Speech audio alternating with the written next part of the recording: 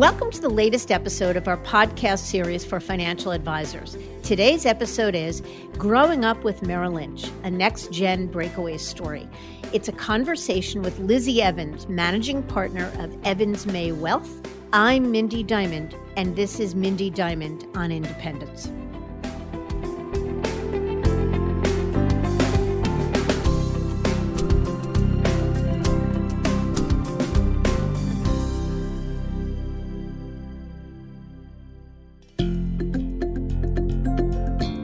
This podcast is available on our website, diamond-consultants.com, and on advisorhub.com, as well as Apple Podcasts and other major podcast platforms.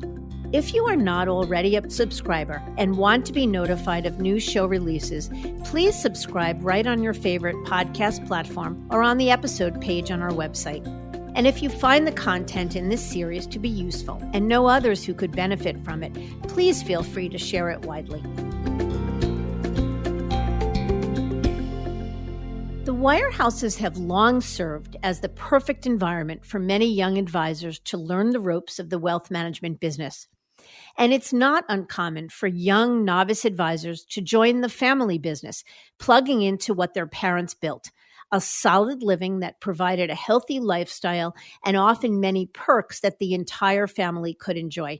It's there that our guest story starts. Elizabeth, or Lizzie Evans' father, was a 45-year veteran at Merrill Lynch. She shares how Merrill was part of her entire childhood, attending events, going on company trips, essentially growing up with the firm. After college, she worked in the M&A and private equity world before joining her father's practice at Merrill, where she worked for 7.5 years with her father and now partner, Brooke May.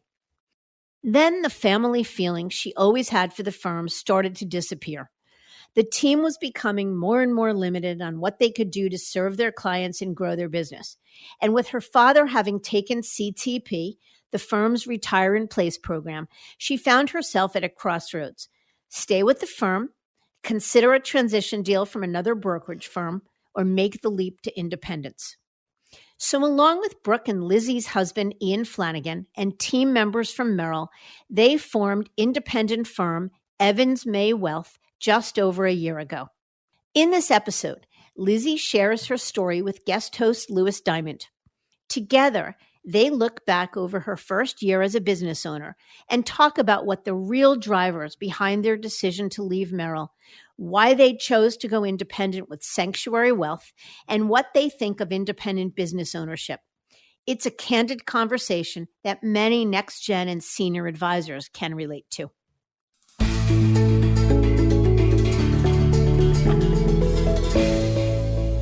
I'm delighted to be joined today by Lizzie Evans, the managing partner of Evans May Wealth out of Indianapolis. Lizzie, thank you so much for joining us today. Louis, thank you for having me as part of this podcast series. Very good. Let's get started. Let's jump right in. Can you tell us a little bit about your background? Yeah, absolutely. So as you mentioned, I am the founding and managing partner of Evans May Wealth based in Indianapolis. We transitioned our business from Merrill Lynch in June of 2019.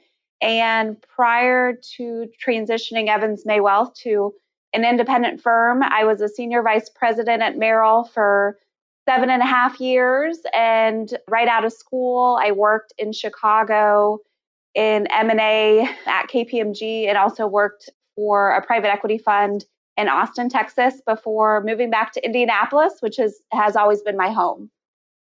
Excellent. Very diverse background. And you had shared with me that your father was a 45-year veteran at Merrill. And you had worked with him there for a couple of years before he ultimately retired. What were his feelings about you leaving Merrill? It couldn't have been an easy thing for him to hear.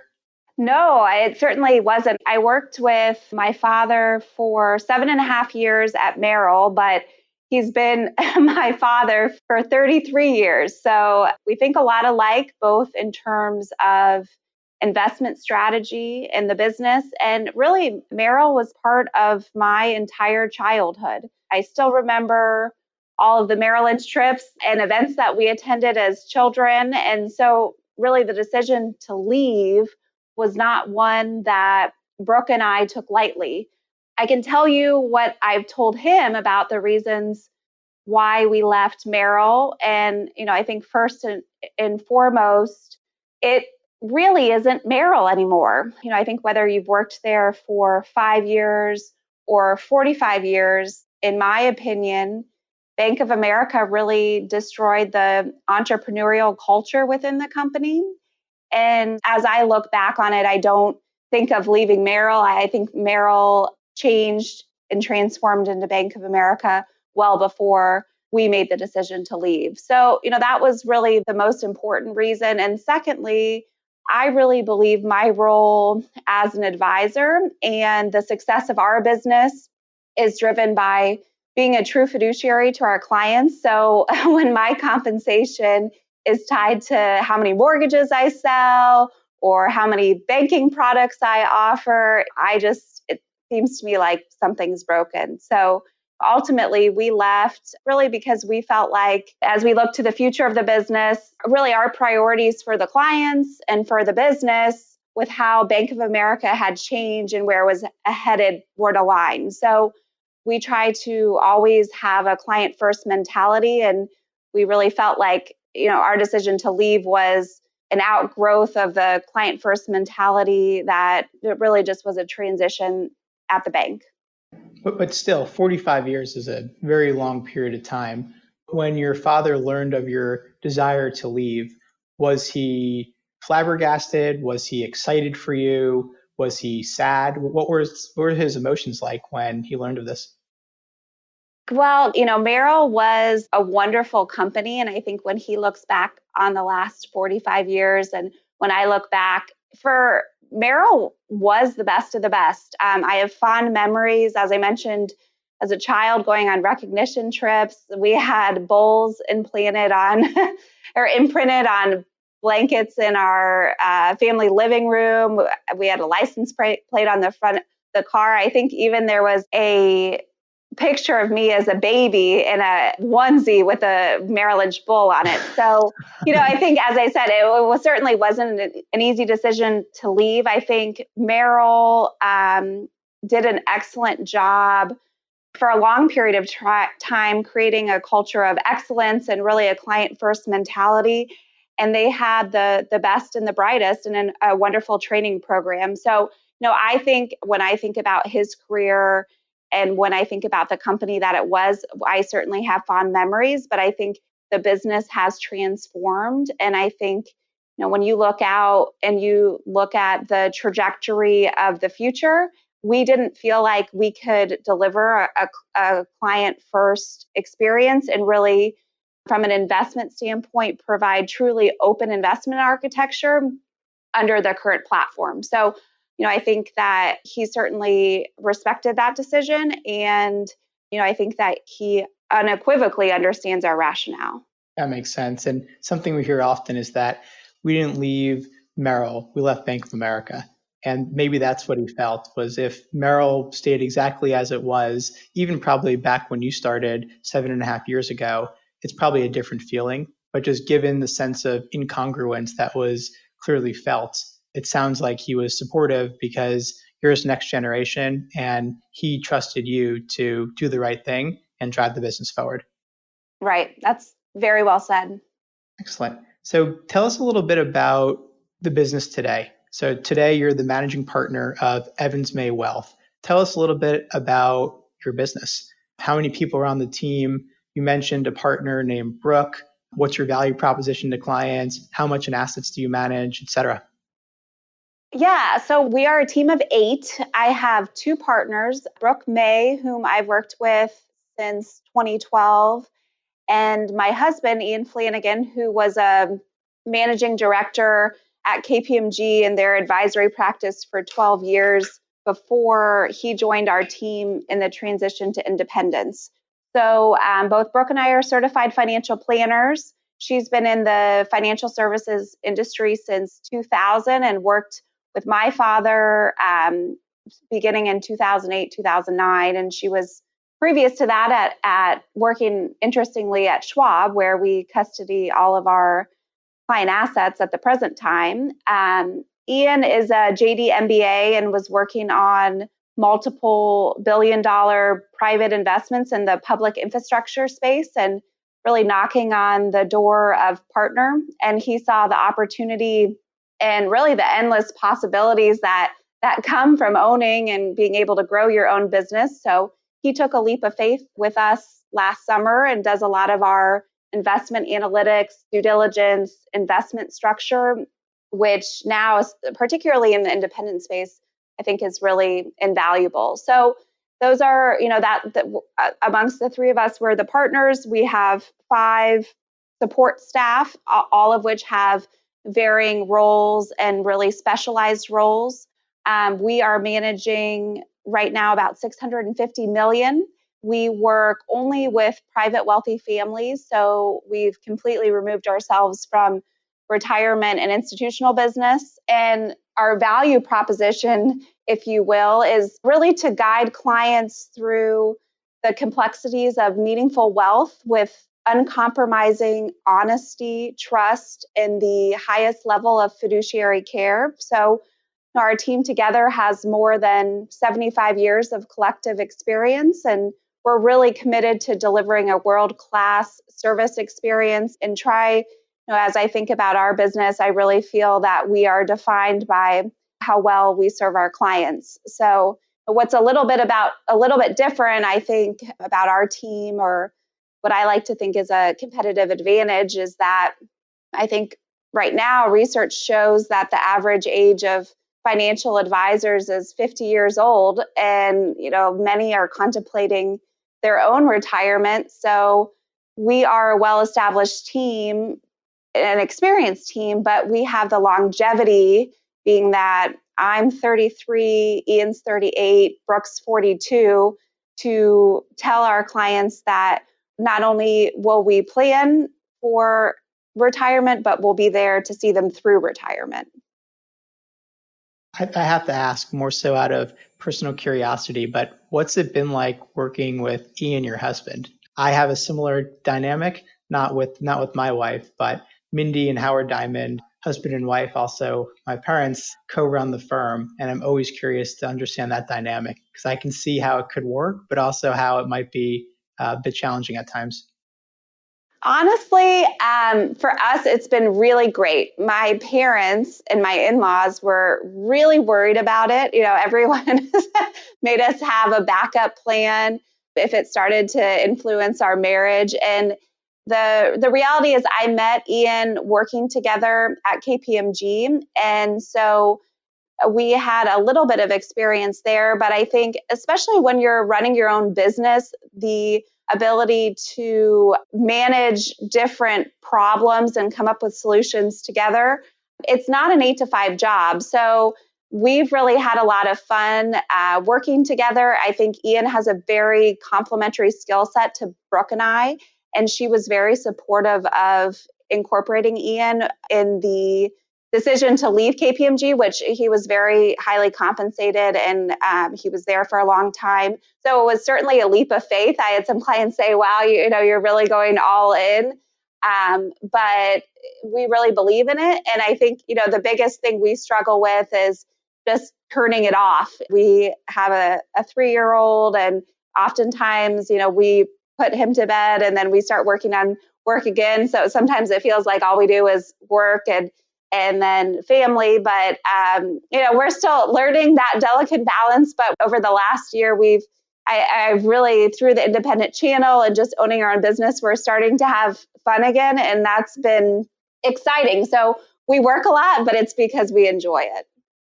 Very good. That sounds pretty ideal. So let's circle back to your decision to ultimately leave Merrill in 2019. I'm sure the process took form in maybe 2018, early 2019. But what were some of the things that you felt you needed to do for clients as their advocate and their consultant that you felt limited from doing while at Merrill? Well, gosh, if we think about what we were limited to do and then look at going forward what we're able to do under the independent platform, I have so much more knowledge today than I did even a year ago. And we really started our due diligence process, as you mentioned, in 2018. So, I think one of the big reasons was open investment architecture. So with open architecture, we now have better access to technology, products, and services for our client. And really, there's virtually nothing that we can't help our clients solve in the financial services industry. So I think our ability to tailor sophisticated solutions for families and really provide conflict-free advice was ultimately the reason that we decided to leave. From an investment standpoint, what we found in the independent channel is there are a lot of funds that have had unbelievable performance, or investment managers that have had unbelievable performance with great risk metrics that don't have to participate in a big wirehouse pay-to-play model. And so we felt like we were becoming more and more limited on what we were able to do from an investment standpoint.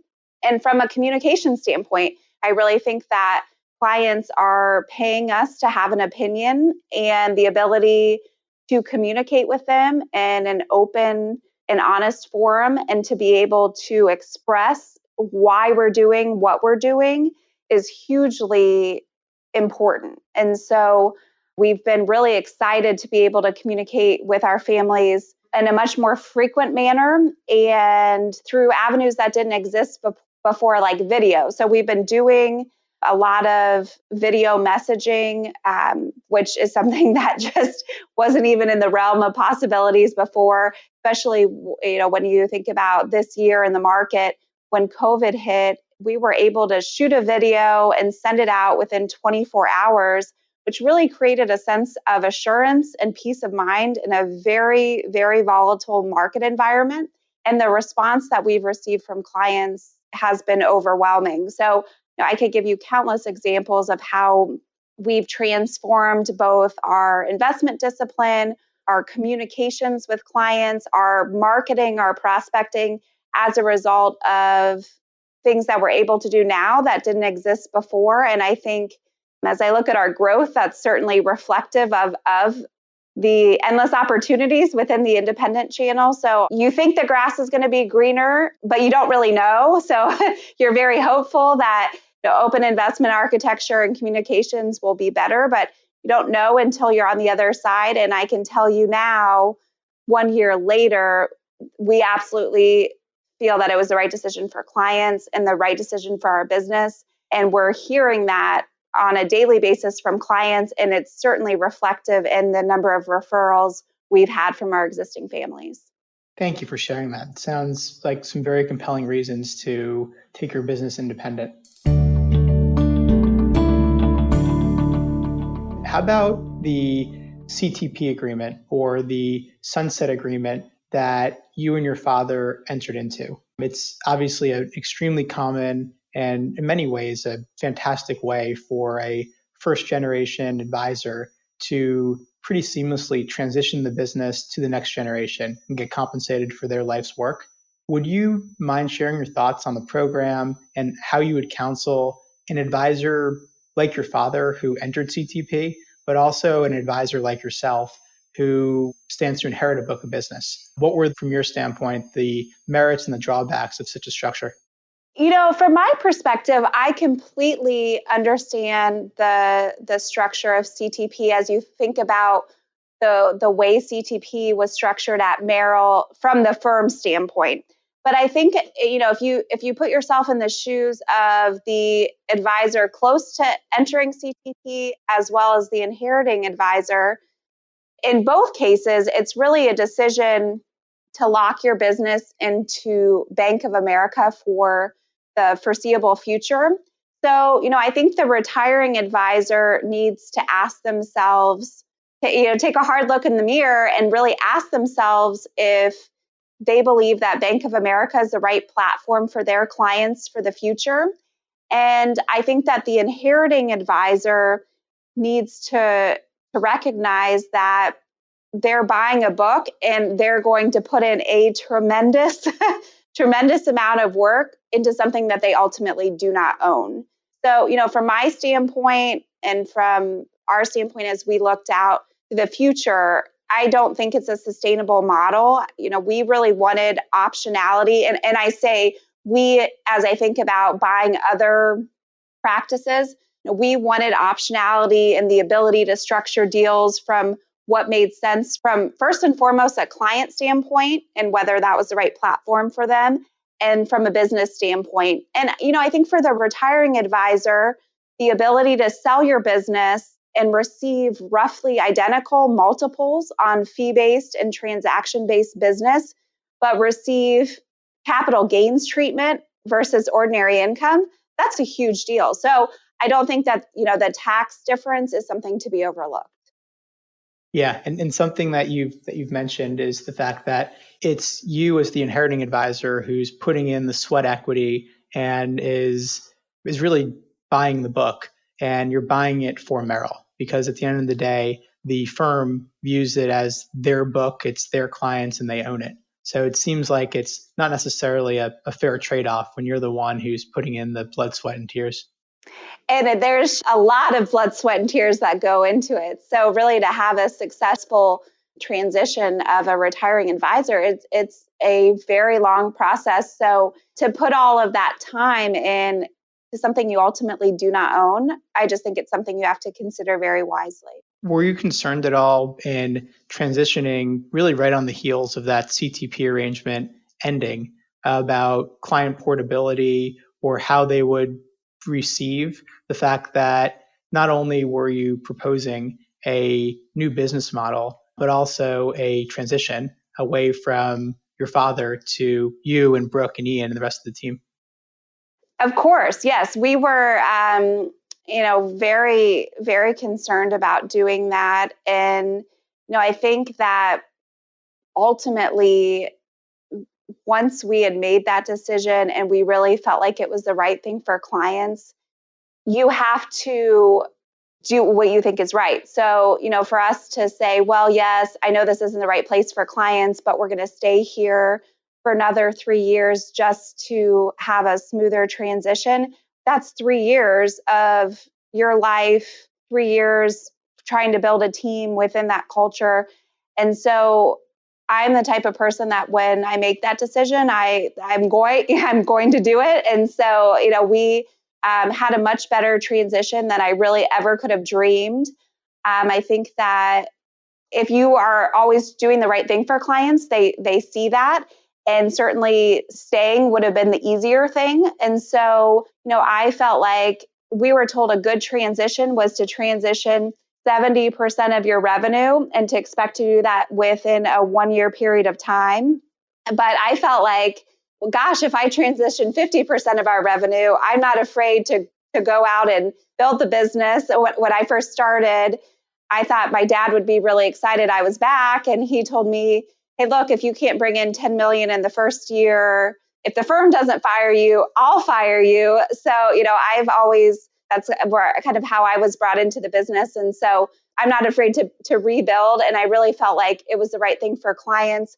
And, quite frankly, I think assuming that a firm will stay in protocol, it could be a costly mistake. So that was always kind of in the back of our mind.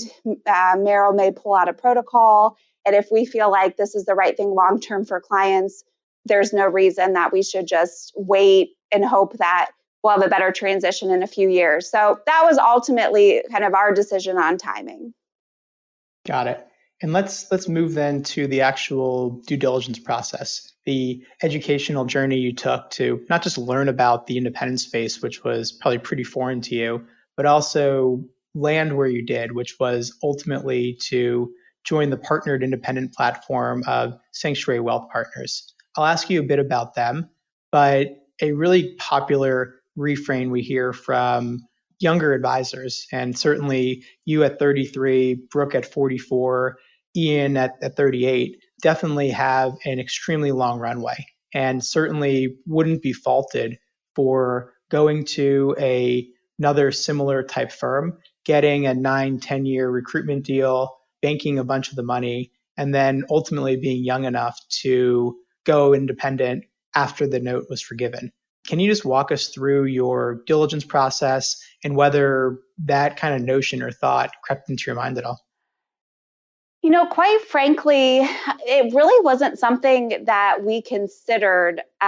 We really were not after the biggest paycheck. We were looking at the business. We were looking at, like many advisors, I always do our 1 year, 5 year, 10-year business plan. And we were looking out on a 30-year runway and asking ourselves what the right thing was for our clients and what the right thing was for the business. And we really felt like independence was the answer. So, I think that as I talk to other advisors, I would encourage them, you should not underestimate the amount of work it takes to transition. It is a tremendous lift, not only for the advisors, for your support staff, but also for your clients. I think clients see through multiple firm changes.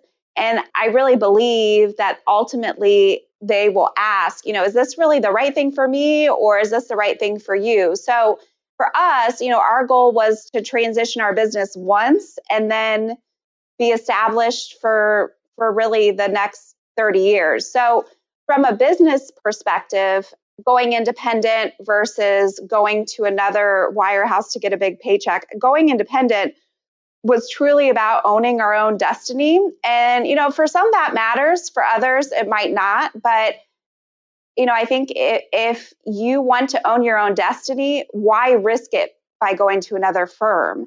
If you have really the right business with the right platform, you're going to make money regardless. And I think to go through that twice and to put your clients through that, I think that you can really, over time, probably make more money by just going independent initially.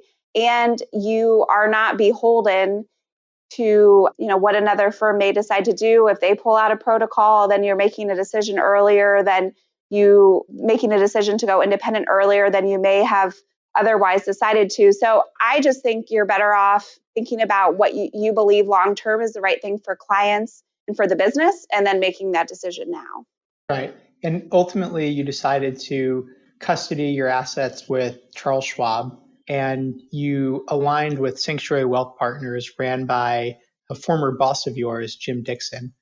What else did you consider on your quest to be independent? So, knowing that you wanted to be independent, were there other supported platforms you considered? Did you consider just figuring out all on yourself and going directly to Schwab, or what was that journey like?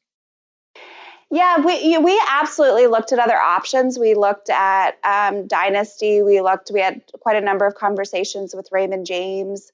Ultimately, Sanctuary was undeniably the right fit for us. I think from our standpoint, going fully independent would have been a huge lift. I think, you don't know what you don't know. And while our size would lend itself to being our own RIA, we really believed a fully independent model would dilute our client experience and investment discipline, and that just was something we weren't willing to sacrifice. So, as you mentioned, I have known and worked with Jim Dixon, Sanctuary CEO. He was really a mentor to me while I was at Merrill. And, one thing I know about Jim is that he has a very clear vision, and he is excellent at structuring incentives to achieve growth. So years ago, when we were at Merrill, he helped Brooke, my father, and I structure growth pools to incentivize growth. And amazingly, we were able to grow the business such that when my father entered CTP, he entered CTP in his best year ever and only owned 70% of the book. So if you think about the tremendous amount of growth Sanctuary's had in a short period of time, I think now they've amassed $9 billion in assets. Jim is still very accessible, and I think that culture has trickled down from a leadership standpoint. So, is everything absolutely perfect? No, it's never going to be. But what I can tell you is that at Sanctuary, advisors really come first, which is the complete opposite of what we were experiencing in the wirehouse. And there's been several suggestions that we were able to voice that have been rolled out firm wide. And it's just the partnered independence, that's a term that Jim told us about, but I didn't really know what that meant, or that wasn't a phrase I was used to. And to me, partnered independence, the best example from a culture standpoint I can give you is when we were transitioning, I had a prospect who really wanted to meet that I had been working on, and they wanted to meet at their vacation home in Michigan. They wanted to meet about 3 weeks after we had transitioned. So, we're just drinking from a fire hose, but I want to get this family. However, for me to drive to this remote location in Michigan would have taken me 13 hours, which would have been 13 hours away from the transition. And so there was another advisor within Sanctuary who heard about this opportunity and offered me his private plane with a pilot.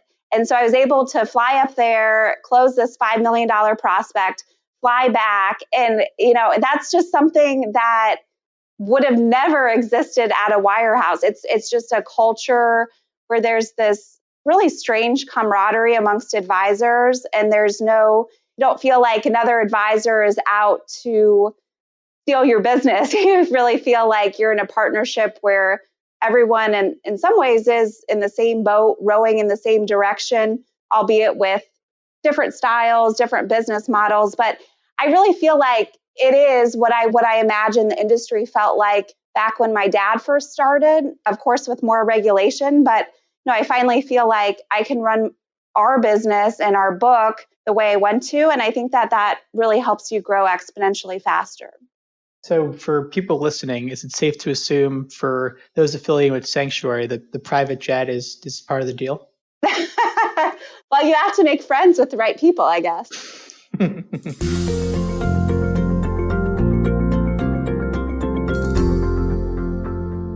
So let's move on to now that you're independent. You mentioned a couple of the new things you can do, whether on the marketing side or the investment side. But now with coming up on a year of hindsight, what are some of the more impactful things you can do for your high net worth clients now that you're independent?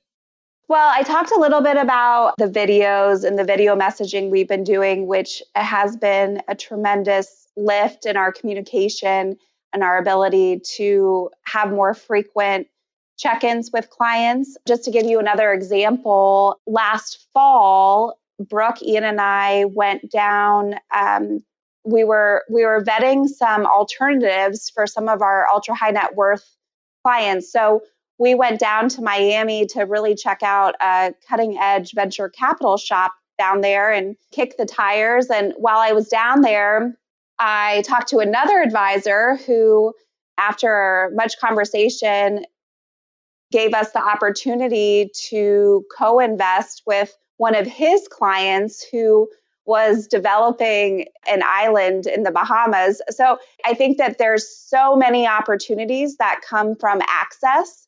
And I think you're really limited in the access a wirehouse gives you. So once you get out there and see what else is out there, not only for your clients, but also for your business, these aren't small fish. These are billion-dollar families. And I think that opportunity and the ability to evaluate different businesses and then to be able to communicate to your clients why you believe what you believe is really powerful. So that's one small example of what we've been able to do for existing clients.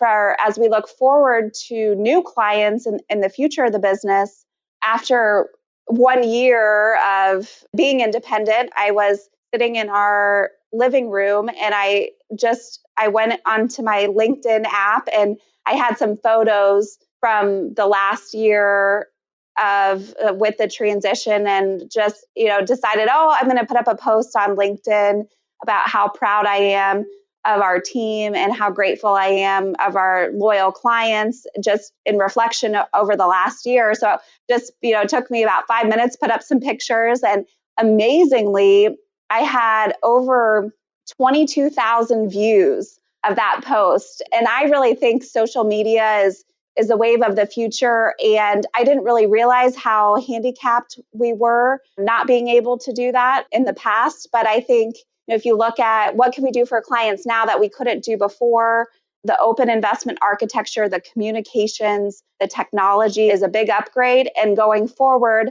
we can really market and reach so many more people through technology that we weren't able to really have access to before. So we're just really excited about the future. We're really proud of where the business is today and really feel like we made the right decision. Definitely sounds that way. And some of the items that may be big benefits for you as the owner of the business, do you think your clients see it the same way? So having access to new and different investment managers, or some of these interesting private investment opportunities, or your video communications, do you think your clients are receiving the benefits as well? Oh, absolutely. I think that if you were to talk to our clients from a investment standpoint, there's a lot of advisors who, there's a lot of commentary now about, as an advisor, the primary thing that matters is the relationship, which is certainly important, but we've always been very focused on investments and investment due diligence. So for us, from an investment standpoint, the ability to access such a much wider universe of separately managed accounts and funds. The performance differential, like I said, you don't know if the grass is greener, but now that we're a year into it, we're really, really pleased with the performance of the portfolios. And I think clients would tell you they are very happy with that and the ability we do a lot of our own investment homework and to also share with them, hey, this is how we came to the conclusion of incorporating this stock. For a long time, we used to be able to provide market commentary, and that was completely removed. And we now are back to the basics where we can say, hey, by the way, last week we bought T. Rowe Price, and this is why we like it, and this is why we sold this. And clients really want to understand that logic. And so I think the investments and their performance certainly reflect that the open investment architecture is really meaningful. And then I think from a communication standpoint, the ability to communicate with clients and just provides a lot more frequent touches. And I think clients really like it because we can say, we did a quick video about, okay, with all the money that's being pumped in the market right now, should we worry about inflation and should we incorporate gold? And it was just a quick video, but just to get our thoughts on that, I think allows us, especially with the market volatility we experienced this year, allows clients peace of mind to know that we're looking after their portfolios and we're making very thoughtful changes. First week of March, when we started to see the volatility in the market and really watching closely what was happening out of China, we placed restrictions across all the portfolios to move out of airlines, move out of cruise lines, move out of hotels. And we spent a lot of time going through the balance sheets of every company to make sure that the companies we were invested in and the funds we were invested in had sustainable business models and weren't heavy in debt. And so to be able to tell people, hey, this is what we did this week, that's hugely important because we weren't able to, by calling clients, you just can't have that frequent of communication by size of your practice. So I think from a client standpoint, they've been very pleased with the transition. We chose Charles Schwab because we wanted clients to have the same big company audited statements, audited tax reporting. We felt like Schwab had the best technology. And so I think clients have it took them a while to refamiliarize themselves with new statements and a new website, but they are really very positive about the whole experience. And our team, everyone that was serving them at Merrill continues to serve them today. So we've seen a huge uptick in referrals, which I think just lends itself for me to believe that clients are happy under the independent model. And I think our team is certainly happier too and takes quite a bit of ownership in the business. And that's been really exciting to see. That's great to hear. Can you describe your transition experience and how much of your business transferred? You had mentioned being around 650 million in assets now. Was that around expectations for you of what a successful transition would look like? And do you believe overall your transition was a success? Absolutely. I mentioned earlier, we were coached that a good transition would be to retain 70% of our revenue and to expect to do that within a 12-month period of time. So we today, if I look at purely the assets, the revenue that was Merrill revenue, we're at a greater than 90% retention. And again, I'm really proud of the fact that the entire team that was with us at Merrill continues to serve our clients today. So amazingly, our revenue, as I annualize our revenue 1 year later, is annualizing higher than where we were when we left Merrill.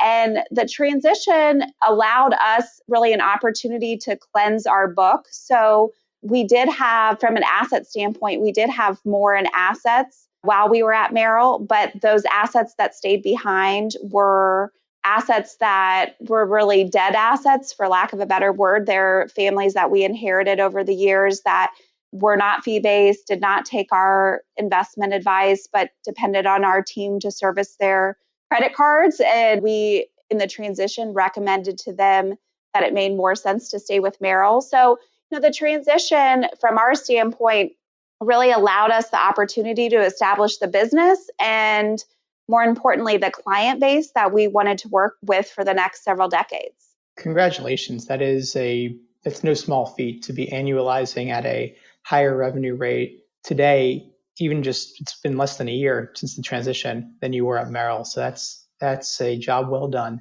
Thank you. Thank you. Definitely. And as an independent business owner, how has your lifestyle changed? Are you or your support team working much longer hours? Are you spending more time running the business or acting as an advisor? Because a lot of advisors' fear of going independent is that they're now going to be in charge of real estate and compliance and putting toner in the copier. And that the reason they're in business, which is to bring clients in, work with clients, handle investments, is now going to be an afterthought because they just don't have the bandwidth. What's been your experience so far?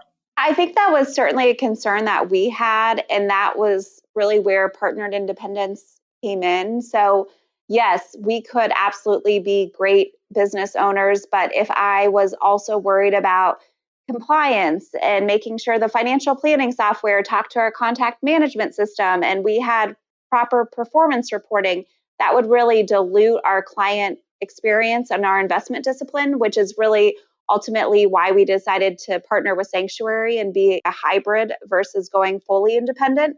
So, Lewis, to answer your question, I'm certainly working longer hours, but it's not so much as a result of, as you mentioned, all the things that go with being a business owner, but I think more so we're working longer hours. And I think it's because we're truly, having fun again. There was such a long period of time that I would get up every morning, drive into the office, and I felt like I was just fighting a huge behemoth on behalf of our clients. Sometimes I felt like I was just banging my head against a brick wall. And now we're working more, but we're doing that because we're enjoying it and because there's so many more opportunities in ways that you can create custom solutions for sophisticated wealth management needs, ways we can market our business that never existed before. We're always reviewing different technology.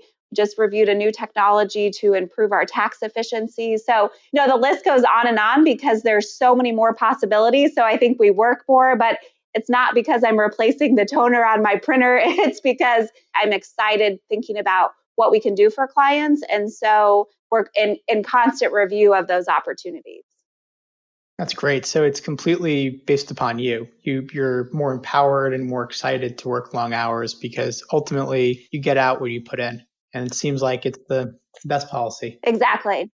2 more questions for you before we let you get on with your day. What would be your advice for an independent-minded advisor who's at a wirehouse who is a little bit challenged by the thought of running their own firm, even in a supported model? How would you counsel that individual?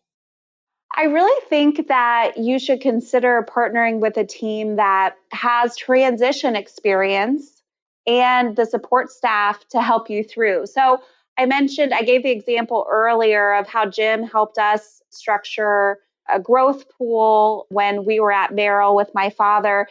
If you grow your pie, whether it's through increased client retention or reduced support overhead or new business, partnering can really be a win-win. So, I think there's a perception in our business not to trust anyone. And what I've learned is that we really live in a world of abundance and opportunity. In the independent space, there's no set handbook as to what a partnership has to look like. So if you really believe the right thing for your clients is going independent, it's worthwhile considering partnering with a team who's been in the trenches and really come out the other side on top. Because if you think about the difference between your revenue and your business valuation and a 60% retention rate and a 90% retention rate, the number is huge. So that would be my advice.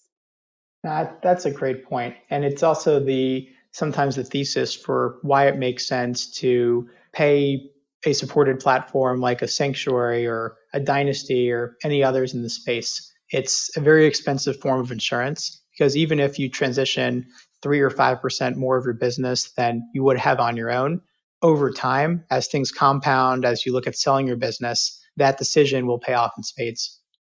Absolutely.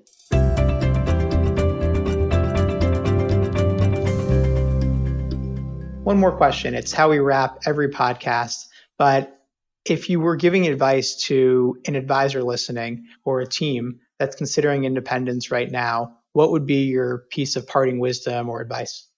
In short, I would say run, don't walk. There's never a good time. There's never an easy time. We have a young family. Every year, life gets busier. And I can promise you that going independent, you will not regret your decision. I think every single guest we've had has had similar advice. And there's a reason why people don't really go back the other way and people stay independent. So I'm really happy to hear that it's been a really great experience for you. It's now a full family business. Maybe one day your 3-year-old will join you and you'll suddenly be the one who's been at one firm for 45 years. Well, thank you, Louis, for having me on and for the opportunity to share our experience. Very good. Really appreciate it, Lizzie. Best of luck to you. Thank you.